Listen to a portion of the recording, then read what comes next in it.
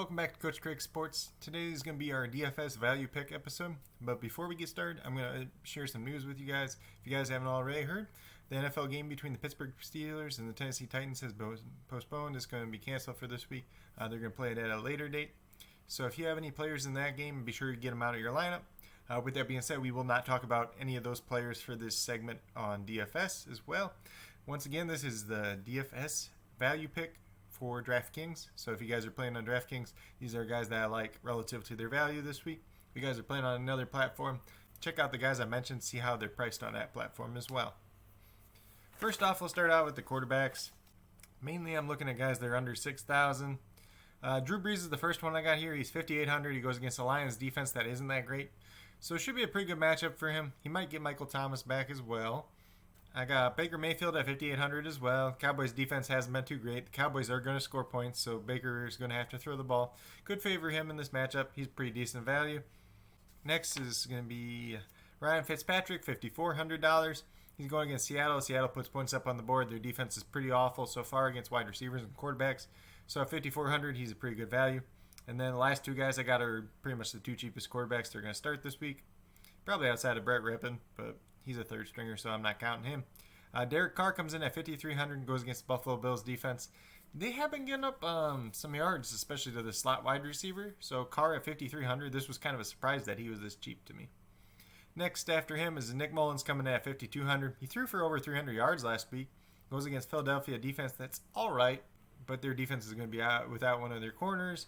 I think they said Jalen Mills is probably going to slide from safety back to corner. So let's see how that plays out. We'll go over the running backs next. I'm going to be mainly looking at guys that are 5,000 or less. First one up is Myles Gaskin.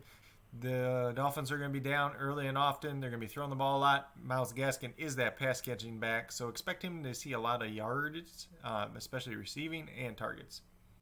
Then I got Jeff Olson Jr., 4,900. He went up a little bit since last week. There's a very good chance that he could be the lead back in this one, especially if Raheem Mostert's out. If Jerick McKinnon's out as well, he at $4,900, he would be a steal in that case. Then we got Jordan Howard at 4,100. He's almost the minimum, and this is just a pure touchdown upside. So if they get down to like the 1 yard line, he's their goal line back. If he scores a touchdown, he's worth it at that price. Next one I got up is Bryant Hill. He's the Atlanta Falcons running back.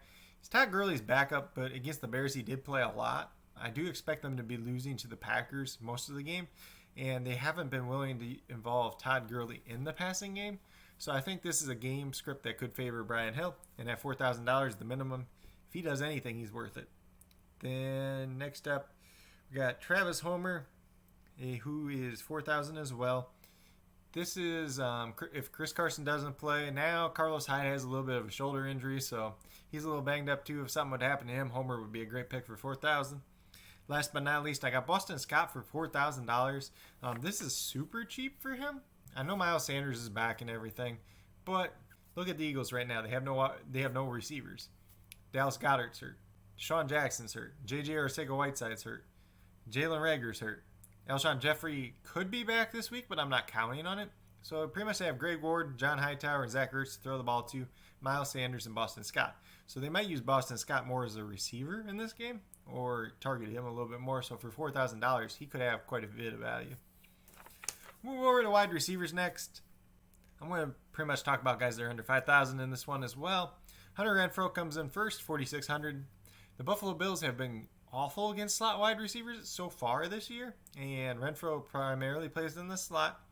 Henry Ruggs and Bryan Edwards are unlikely to play in this game, so this pretty much really leaves Hunter Renfrow and Darren Waller as the two main targets as pass catchers.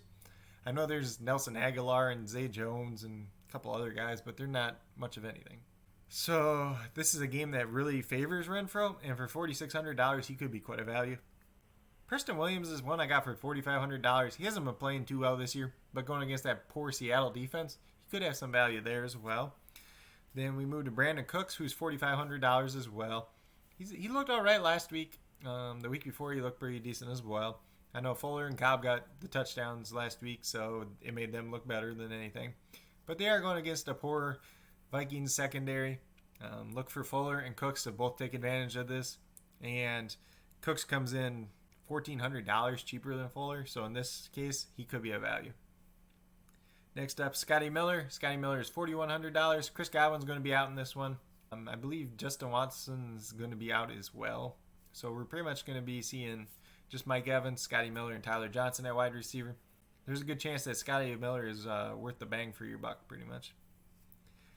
Somebody that I think is a very good value this week is N'Keal Harry, coming in at $4,000. They're playing Kansas City. They're probably going to be down. They're probably going to throw the ball a lot. So that favors the New England Patriots pass catchers. So N'Keal Harry, Julian Edelman, maybe Damiere Byrd, James White, Rex Burkhead. Those are the guys. James White is supposed to be back. He returned to practice yesterday. So we'll see how that situation plays out as well. If he doesn't play, Rex Burkhead could be a value as well. But N'Keal Harry at $4,000, if he sees double-digit targets in this one, he's definitely worth it for $4,000. Next up is Greg Ward. This is one of my favorite ones. This is kind of what I was talking about with Boston Scott. All the receivers are gone in Philadelphia, essentially. Greg Ward saw 11 targets last week, caught 8 of them, and a touchdown. So for $3,900, he could be the biggest steal this week. Next is Nelson Aguilar, $3,500. Kind of what I talked about with Hunter Renfrow. All the other Oakland receivers are gone. He's like the next man up. He played on the most snaps. You know, he came into the NFL. He had a high pedigree. Never really panned out. He had flashes here and there. Had some problems with drops. So maybe this is the year he finally puts it all together. And Jalen Guyton is another guy that I have down for $3,400. This one's pretty much if Mike Williams doesn't play. I think they'll be trailing in this game and have to throw the ball. So if Mike Williams doesn't play, he could have a little bit of value. And that leads me into another guy that's kind of in the same situation, Gabriel Davis. Pretty much if John Brown doesn't play, Gabriel Davis is kind of the guy that steps up on the outside. I know Cole Beasley might get a little bit more run as well. But for $3,200, he's not the worst play in the world. And then the last two guys we got are both $3,000. Mike Thomas for Cincinnati and Damiere Byrd for New England. They're both $3,000. They both might not be in the most favorable matchup, especially in Bird's case. I expect the Patriots to be trailing, so he should see some targets. Mike Thomas could see some targets, but with the emergence of T. Higgins, I'm not sure exactly how that will all play out. Then I'll move over to tight end. There's a couple guys I like as values. Jimmy Graham for $3,800. Now Nick Foles is the quarterback. Nick Foles generally likes to throw to the slot receiver, the tight end. So that would favor Jimmy Graham. He's seen 7 targets week 1, 9 targets week 3, and scored 3 touchdowns. So he's a guy that you do want to target this week. I know the Colts have been pretty good versus the tight end so far this year, but they really haven't gone against any team that really uses the tight end heavily. So that could be a flawed statistic. They weren't great against the tight end last year by any means. Then Logan Thomas, $3,500. This is what he's been sticking at. Like I've been saying, he gets the targets. He might be the guy to target in this matchup. Terry McLaurin will go against like Marlon Humphrey. He'll go against Marcus Peters, one of them two. Pretty much most of the game, so he could be bottled up a little bit in coverage. And that will lead Dwayne Haskins to look down to Logan Thomas because he's pretty much the only other guy to throw to. Then we got Robert Tonyan. Robert Tonyan's had 2 solid weeks in a row. Packers tight end. If Devontae Adams doesn't play, he could be a decent value as well. We saw last week he got 5 targets and a touchdown. He's been obviously their best tight end so far. He plays the most out of all the Packers tight ends. $3,400. I mean, it's not the worst value in the world. Got a couple of rookie tight ends that I'm going to talk about real quick. So the first one is Adam Trotman for the Saints, and the second one is Harrison Bryant for the Browns.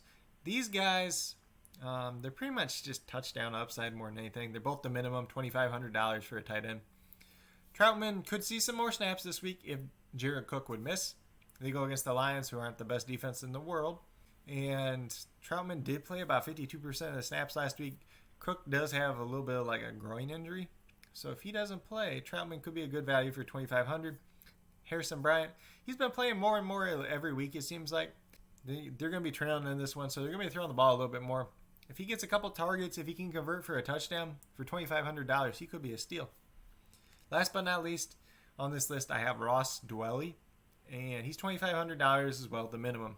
This is purely just if George Kittle doesn't play. Same thing that happened with Jordan Reed. Jordan Reed is not going to play this week. He's on IR. So if George Kittle doesn't play, they're going to be down to Ross Dwelley and Charlie Warner. Warner's just a blocking tight end. Dwelley is kind of more of a blocking tight end than anything. But we did see a couple games last year when Kittle was out that he looked all right. They go against the Philadelphia Eagles defense, which hasn't been too great against the tight end. I know they held Drew Sample in check last week, but overall this year they haven't been great against the tight end. Last but not least, we got the defenses. So these are the ones that I'm going to be looking at this week. So first off, we got the Jets coming in at 2,400. This is my low play defense. They go against the Broncos tonight. The Broncos are playing with a third string quarterback. They're banged up all over the place. Jets defense is not very good, but it's an opportunity play, and they're cheap. Then we got the Chicago Bears defense going against the Colts. The Bears have a decent defense. The Colts aren't great. They're banged up at wide receiver. Phillip Rivers has been known to throw an interception or two. Like I said a little bit last week, Jonathan Taylor did fumble a little bit in college. He hasn't really shown it yet in the pros, but there could be an opportunity there at 3,100. They're not a bad play. Tampa Bay is the next one, going against the Chargers this week. Justin Herbert's thrown an interception in both his games so far. He did fumble last week, so there's definitely a chance for Tampa Bay to get some turnovers, and they're a pretty good defense overall, and I expect them to be winning this game pretty easily as well. Then I got the Rams coming in at 3,900. The Rams go against the Giants this week. Daniel Jones might be this year's Jameis Winston, so he's the king of turnovers. Great opportunity. Poor offensive line. Aaron Donald's going to eat them up for breakfast. So not too much to say there. It's a great pick overall. And then last but not least, we got the Ravens for 4,000. They go against Washington this week. Washington's offense is pretty bad. The Ravens' defense is very good.